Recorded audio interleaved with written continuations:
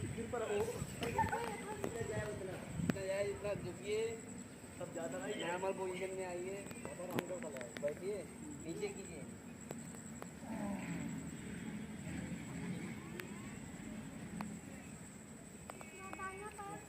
होनी सीधी होनी चाहिए। ये तो आर्थराइटिस पकड़ेगा। दाहिना पैर क्या करेंगे? फिर पीछे कीजिए दाहिना पैर को। दाहिना पैर पीछे कीजिए। मोबाइल निकाल के नीचे ये भी कर दीजिए। मोबाइल निकाल के